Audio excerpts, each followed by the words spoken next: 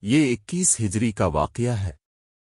حضرت عمر فاروق کی خلافت میں اسلام کی فتوحات عراق تک پہنچ چکی تھیں۔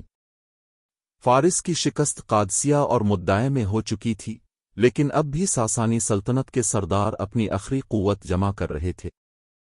اسی موقع پر مدائن کے قریب نہاوند کا میدان اسلام اور فارس کے درمیان فیصلہ کن جنگ کا مرکز بنا۔ فارس کے بادشاہ یزدگرد نے اپنی باقی ماندہ فوج کو اکٹھا کیا۔ 1,50,000 کا لشکر، مضبوط قلعے اور اونچے پہاڑوں کے درمیان نہاوند کے مقام پر ڈیرے ڈال دیے گئے۔ ان کا خیال تھا کہ اس بار وہ مسلمانوں کو ہمیشہ کے لیے ختم کر دیں گے۔ حضرت عمر نے مشورے کے بعد نعمان بن مقرن کو سپہ سالار مقرر کیا۔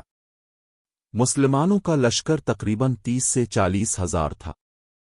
تعداد کم تھی لیکن دل ایمان اور قربانی سے بھرے ہوئے تھے۔ نعمان نے اپنے لشکر کو وصیت کی، ہم دنیا کی فتح کے لیے نہیں لڑ رہے، ہم اللہ کے دین کو غالب کرنے کے لیے لڑ رہے ہیں۔ نہاوند کے قلعے کے آس پاس کئی دنوں تک جھڑپیں جاری رہیں۔ پھر فیصلہ کن جنگ شروع ہوئی۔ فارس کے ہاتھیوں اور بھاری لشکر نے مسلمانوں پر یلغار کی، لیکن مسلمان ایک ایک کر کے صفیں توڑتے رہے۔ جنگ کے دوران سپہ سالار نعمان بن مقرن شہید ہو گئے۔ مسلمانوں نے ان کی شہادت کو اپنے حوصلے کی کمزوری نہیں بننے دیا۔ فوراً آزیفہ کو نیا سپہ سالار بنایا گیا اور لڑائی مزید شدت اختیار کر گئی۔ آخرکار مسلمانوں نے قلعے کی فصیلیں توڑ ڈالیں۔ فارس کا لشکر شکست کھا گیا اور مدائن کے دروازے مسلمانوں کے لیے کھل گئے۔ یہ وہ لمحہ تھا جس کے بعد ساسانی سلطنت ہمیشہ کے لیے ختم ہو گئی۔